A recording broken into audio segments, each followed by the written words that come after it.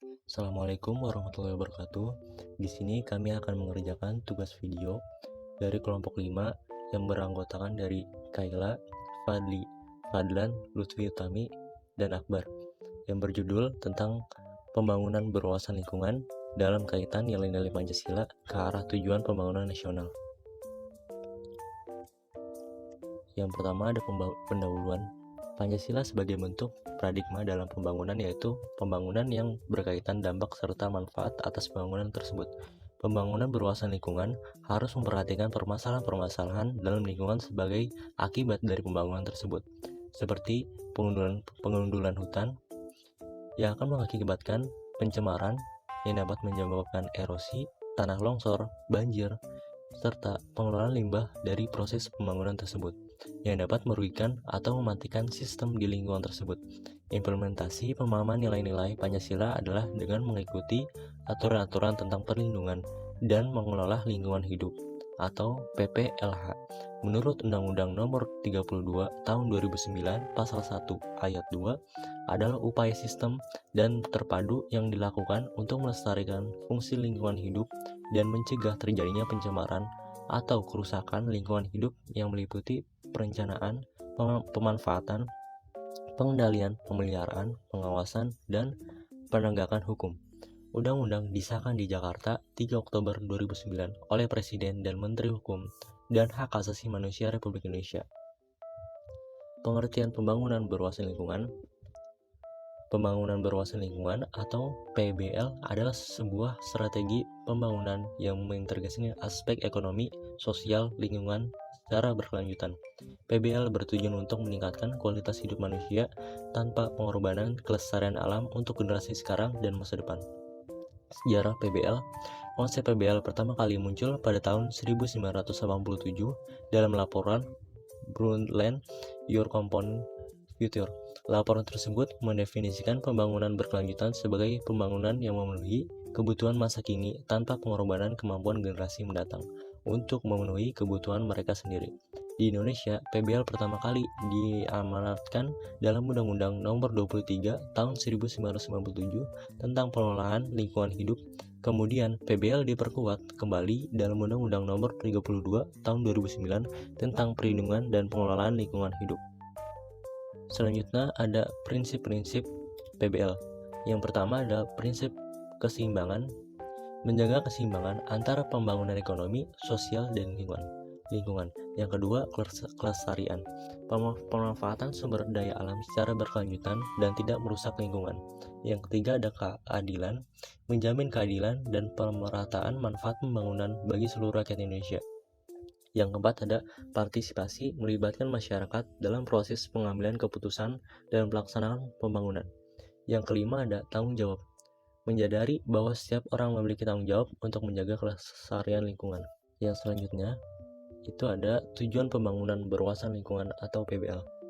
Yang pertama, meningkatkan kualitas hidup masyarakat. PBL bertujuan untuk meningkatkan kualitas hidup masyarakat menyeluruh termasuk kesehatan, pendidikan, ekonomi, dan sosial. Pembangunan ekonomi harus dilakukan dengan memperhatikan kelestarian lingkungan untuk memastikan berkelanjutan. PBL harus membantu kelompok masyarakat yang kurang mampu dan rentan terhadap dampak lingkungan. Yang kedua adalah melestarikan sumber daya alam dan lingkungan. PBL bertujuan untuk melindungi dan melestarikan sumber daya alam dan lingkungan untuk generasi sekarang dan masa depan. Pengelolaan sumber daya alam harus dilakukan secara berkelanjutan dan ramah lingkungan. PBL harus membantu mengatasi masalah pencemaran lingkungan dan perubahan iklim. Yang ketiga ada meningkatkan kesehatan terhadap perubahan iklim. PBL bertujuan untuk meningkatkan kesehatan masyarakat terhadap dampak perubahan iklim. Pembangunan infrastruktur dan ekonomi harus dilakukan dengan mempertimbangkan risiko perubahan iklim. PBL harus membantu masyarakat beradaptasi dengan dampak perubahan iklim. Yang keempat ada mewujudkan pembangunan yang berkelanjutan. PBL bertujuan untuk mewujudkan pembangunan yang berkelanjutan yang menyeimbangkan aspek ekonomi, sosial, dan lingkungan. Pembangunan ekonomi harus dilakukan dengan memperhatikan kelestarian lingkungan dan keadilan sosial. PBL harus membantu mencapai tujuan pembangunan nasional dan global. Selanjutnya ada contoh penerapan tujuan PBL. Yang pertama ada Penggunaan energi terbarukan. Penggunaan energi terbarukan yang ramah lingkungan seperti matahari, angin, dan air. Pengurangan emisi gas rumah kaca untuk mengatasi perubahan iklim. Yang kedua ada penghijauan atau reboisasi. Menjaga kelestarian hutan dan meningkatkan kualitas udara. Mencegah erosi dan banjir. Selanjutnya ada konservasi sumber daya alam, yaitu melestarikan sumber daya alam seperti air, tanah, dan mineral. Memastikan ketersediaan sumber daya alam untuk generasi mendatang. Contoh selanjutnya yaitu penegakan hukum lingkungan, yaitu penindakan terhadap pelanggaran lingkungan hukum dan penegakan AMDAL atau analisis mengenai dampak lingkungan untuk memastikan pembangunan yang ramah lingkungan. Dan yang ketiga ada peningkatan kesadaran masyarakat tentang lingkungan, yaitu pendidikan lingkungan di sekolah dan masyarakat dan kampanye atau penyuluhan tentang PBL. Terdapat kaitan PBL dengan nilai-nilai Pancasila. Sila pertama, ketuhanan yang Maha Esa, yaitu PBL dilandaskan pada kesadaran bahwa alam adalah ciptaan Tuhan yang harus dijaga dan dilestarikan, dan PBL juga harus dilakukan dengan rasa tanggung jawab kepada Tuhan. Sila kedua, kemanusiaan yang adil dan beradab, yaitu PBL bertujuan untuk meningkatkan kualitas hidup manusia secara adil dan beradab. Pembangunan ekonomi harus dilakukan dengan memperhatikan kelestarian lingkungan untuk generasi sekarang dan masa depan. Sila ketiga, Persatuan Indonesia, yaitu PBL membutuhkan kerjasama dan partisipasi dari seluruh rakyat Indonesia, dan kesatuan bangsa diperlukan untuk mewujudkan PBL yang efektif. Sila keempat, kerakyatan yang dipimpin oleh hikmat kebijaksanaan dalam permusyawaratan perwakilan, yaitu PBL harus melibatkan partisipasi masyarakat dalam mengambil keputusan, dan masyarakat juga harus dilibatkan dalam proses perencanaan, pelaksanaan, dan pengawasan PBL. Yang kelima, yaitu sila keadilan sosial bagi seluruh rakyat Indonesia. PBL bertujuan untuk mewujudkan keadilan sosial bagi seluruh rakyat Indonesia, dan manfaat pembangunan harus didistribusikan secara adil dan merata kepada seluruh rakyat Indonesia. Selanjutnya ada tantangan pembangunan berwawasan lingkungan. Yang pertama yaitu konflik antara kepentingan ekonomi dan lingkungan. Seringkali terdapat trade-off antara pembangunan ekonomi dan kelestarian lingkungan. Kegiatan ekonomi dapat meningkatkan kesejahteraan masyarakat dan dapat juga berdampak negatif terhadap lingkungan, dan PBL ini harus mencari solusi yang dapat menyeimbangkan kedua kepentingan tersebut.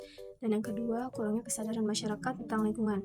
Masih banyak masyarakat yang belum memiliki kesadaran yang tinggi tentang pentingnya menjaga lingkungan. Kurangnya pengetahuan dan pemahaman tentang PBL tersebut dapat menghambat pelaksanaan kesadaran masyarakat, dan perlu dilakukan edukasi yang berkelanjutan untuk meningkatkan kesadaran masyarakat tentang PBL. Dan yang ketiga ada keterbatasan sumber daya dan teknologi. PBL ini membutuhkan pendanaan yang besar untuk penelitian, pengembangan, dan implementasi teknologi ramah lingkungan. Dan keterbatasan sumber daya manusia yang ahli di bidang PBL juga mengalami kendala. Oleh karena itu, PBL membutuhkan transfer teknologi dan kerjasama internasional untuk mengatasi keterbatasan ini.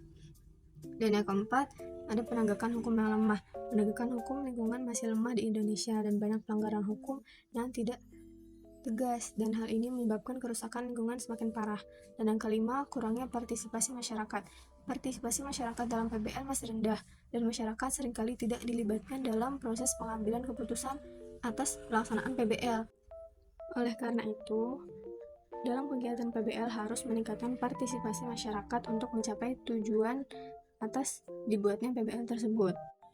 Di sini ada contoh tantangan PBL. Kami hanya menyebutkan 3 contoh. Yang pertama, ada pertambangan. Pertambangan dapat menyebabkan kerusakan lingkungan seperti pencemaran air dan udara, kemudian deforestasi dan erosi. Dan yang kedua ada industri. Industri dapat menghasilkan limbah yang mencemari lingkungan. Dan yang ketiga ada kehutanan. Deforestasi dapat menyebabkan kerusakan lingkungan seperti erosi, banjir, dan perubahan iklim.